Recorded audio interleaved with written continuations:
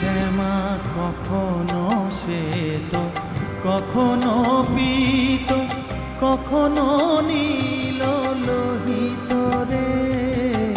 কখনো শ্বেত, কখনো পীত, কখনো নীল লোহিত রে।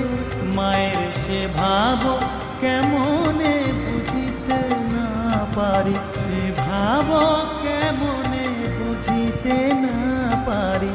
ভাবিতে জন্ম গেল রে শ্যামা, মা কি আমার কালো